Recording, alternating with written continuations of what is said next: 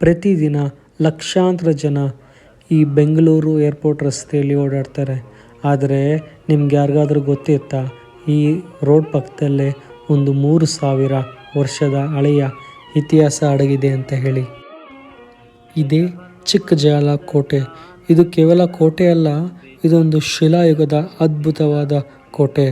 ಸುಮಾರು 900 ವರ್ಷದ ಹಳೆಯ ದೇವಸ್ಥಾನ ಮತ್ತು ಆದಿನ ಕಾಲದಲ್ಲೇ ಒಂದು ಹೈಟೆಕ್ ಹೋಟೆಲ್. ಕಲ್ಯಾಣಿಯ ಸ್ಟೆಪ್ಸ್ ಮೇಲೆ ಇರೋ ಪ್ರಾಣಿಗಳ ರಹಸ್ಯ ಹೇಳ್ತೀನಿ ಬನ್ನಿ.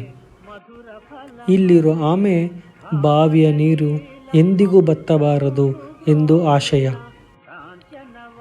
ಚೇಳಿನ ಕೆತ್ತನೆ, ಕುಡಿಯುವ ನೀರತ್ತಿರ ನಿಜವಾದ ವಿಷಜಂತುಗಳು ಬರದಂತೆ ತಡೆಯಲು ಈ ರೀತಿಯ ಕೆತ್ತನೆ ಮಾಡಲಾಗಿದೆ. ಹೀಗೆ ನಾವು ಮುಂದೆ ಹೋದರೆ ಆಟ ಆಡುತ್ತಿರುವ ಕೋತಿಗಳ ಕೆತ್ತನೆ, ಅಂದಿನ ಪ್ರಕೃತಿ ಮತ್ತು ಚೈತನ್ಯದ ಸಂಕೇತ ಅಂತ ಹೇಳಿ ಈ 4 ಕೋತಿಗಳ ಕೆತ್ತನೆ.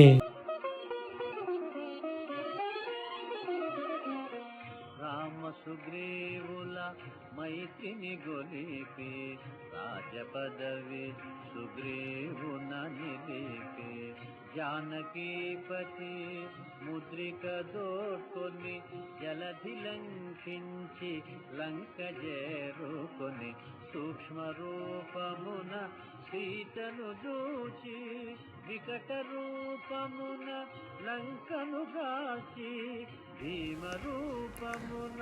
ಇದು ಯುದ್ಧಕ್ಕಾಗಿ ಕಟ್ಟಿರುವ ಕೋಟೆ ಅಲ್ಲ, ಇದು ಬಂದು ಒಂದು ವಡ ಅಂದರೆ ಭದ್ರತೆ ಅರಮನೆ ಅಥವಾ ಧರ್ಮಛತ್ರ ಅಂತ ಅನ್ಬೋದು. ಸುಮಾರು 200ರಿಂದ 300 ವರ್ಷದ ಹಿಂದೆ ಈ ರಸ್ತೆಯಲ್ಲಿ ದರೋಡೆಕೋರರು ಮತ್ತು ಕಾಡು ಪ್ರಾಣಿಗಳ ಭಯಭೀತಿ ಇತ್ತು. ಸೊ ಪ್ರಯಾಣಿಕರಾಗಿ ಮತ್ತು ಮೈಸೂರಿನ ರಾಜಮನೆತನರನ್ನು ರಕ್ಷಿಸಲು ಈ ಎತ್ತರವಾದ ಗೋಡೆಗಳನ್ನು ಕಟ್ಟಿ ಒಂದು ತಂಗುದಾಣವನ್ನು ನಿರ್ಮಿಸಿದರು. ಇದೇ ಊರಲ್ಲಿರುವ ಶ್ರೀ ಚೆನ್ನಕೇಶ್ವರ ದೇವಸ್ಥಾನ ಕ್ರಿಸ್ತಶಕ 1000ರಲ್ಲಿ ಹೊಯ್ಸಳ ರಾಜನಾದ ವಿಷ್ಣುವರ್ಧನ ಕಟ್ಟಿಸಿದ್ದಾನೆ. ಇಲ್ಲಿರೋ ಕಂಬ, ಮಾಡಿ, ಕೋಣೆ ಎಲ್ಲ ನೋಡಿದ್ರೆ ಹೊಯ್ಸಳ ರಾಜನಿಂದ ವಿಜಯನಗರ ರಾಜ, ವಿಜಯನಗರ ರಾಜದಿಂದ ಮೈಸೂರು ರಾಜರಿಗೆ ಸತತವಾಗಿ ಉಪಯೋಗಿಸಿದ ಈ ಧರ್ಮಛತ್ರ. ASI archaeologist survey of India ಏನು ಹೇಳ್ತಿದೆ ಅಂತಂದರೆ ಈ ಜಾಗದಲ್ಲಿ ಅವರಿಗೆ ಕಬ್ಬಿಣದ ತುಂಡು ಮತ್ತು ಮಣ್ಣಿನ ಪಾತ್ರೆಗಳು ದೊರಕಿದೆ. ಸೊ ಇದರ ಮೂಲ ಸುಮಾರು ವರ್ಷಗಳಿಂದ ಇಲ್ಲಿ ಜನಜೀವನ ಸತತವಾಗಿ ನಡೆದಿದೆ. ಇಲ್ಲಿ ನಾವು ನೋಡ್ತಾ ಇರುವ ಕಂಬ ಮತ್ತು ಗೋಡೆ ಸಾವಿರಾರು ವರ್ಷದ ಹಿಂದಿನ ಜನಗಳ ಕಥೆಯನ್ನು ಎಷ್ಟು ಸ್ಪಷ್ಟವಾಗಿ ಹೇಳ್ತಿದೆ ನೋಡಿ.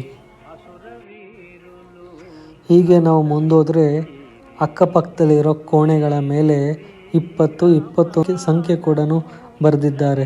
ಇಲ್ಲಿ ನೋಡ್ಬೋದು ಒಂದು ಚಿಕ್ಕದಾದ ಗುಡಿ, ಆ ಗುಡಿಯಲ್ಲಿ ದೀಪ ಇಡೋದಕ್ಕೆ ಕೂಡ ವ್ಯವಸ್ಥೆ ಕೂಡ ಮಾಡಿದ್ದಾರೆ. ನಮ್ಮ ದುರಾದೃಷ್ಟ ಏನು ಅಂತ ಅಂದರೆ ಇವತ್ತು ಇದು ನೆಲಸಮವಾಗುವ ಎಲ್ಲ ಸಾಧ್ಯತೆಗಳು ಜಾಸ್ತಿ ಇದೆ. ಯಾಕಂದರೆ ಇಲ್ಲಿ ಯಾರೂ ವಾಸವಿಲ್ಲ.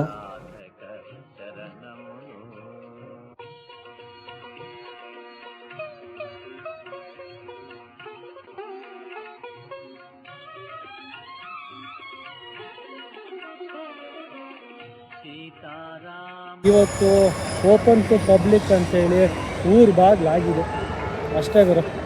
ಸೊ ದೇವ್ರ ದಯೆ ಅಟ್ಲೀಸ್ಟ್ ಇಷ್ಟಾದರೂ ಉಳಿಸ್ಕೊಂಡಿದ್ದಾರೆ. Happy to say thank you for these people. ತುಂಬ ಖುಷಿಯಾಗುತ್ತೆ.